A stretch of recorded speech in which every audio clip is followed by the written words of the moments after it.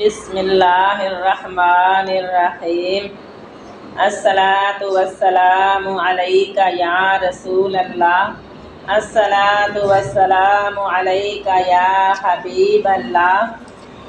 حضرت ابوبکر صدیق رضی اللہ عنہ ان کا جنتی ہونا یقینی ہے کہ خود حضور اقدس صلی اللہ علیہ وآلہ وسلم نے ان کو جنتی ہونے کی بشارت دی، بلکہ جنتیوں کی ایک جماعت کا سردار بتایا اور جنت کے سب دروازوں سے ان کی پکار اور بلاوے کی خوشخبری دی، اور یہ بھی فرمایا کہ میری امت میں سب سے پہلے ابوبکر جنت میں داخل ہوں گے۔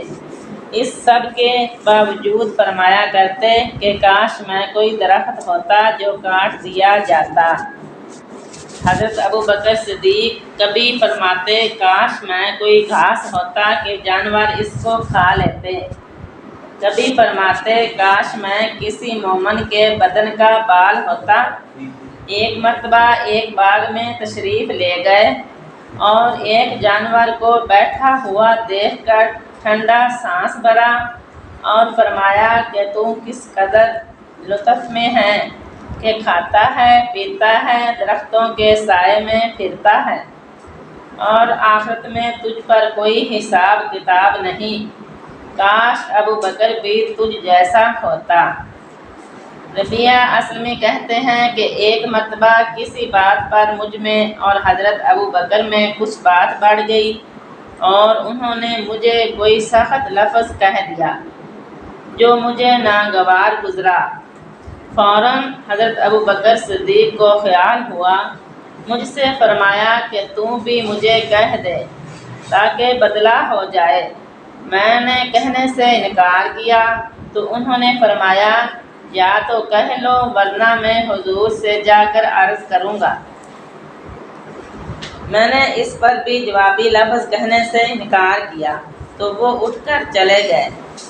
بنو اسلم کے کچھ لوگ آئے اور کہنے لگے یہ بھی اچھی بات ہے کہ خود ہی تو زیادتی کی اور خود ہی الٹی حضور سے شکایت کرے۔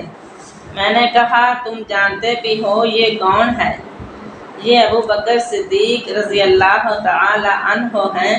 اگر یہ خفا ہو گئے تو اللہ کا لاڈلا رسول مجھ سے خفا ہو جائے گا اور اس کی خفگی سے اللہ تعالیٰ ناراض ہو جائیں گے۔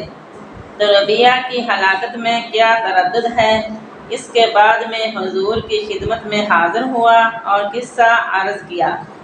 حضور صلی اللہ علیہ وآلہ وسلم نے فرمایا کہ ٹھیک ہے، تجھے جواب میں اور بدلہ میں کہنا نہیں چاہیے، البتہ اس کے بدلہ میں یوں کہے کہ اے ابوبکر اللہ تمہیں معاف فرما دے۔ یہ ہے اللہ کا خوف کہ ایک معمولی سی کلمہ میں حضرت ابوبکر صدیق کو بدلہ کا اس قدر فکر اور اہتمام ہوا کہ اول خود درخواست کی اور پھر حضور صلی اللہ علیہ وآلہ وسلم کے واسطہ سے اس کا ارادہ فرمایا کہ ربیعہ رضی اللہ تعالی عنہ بدلہ لے لیں۔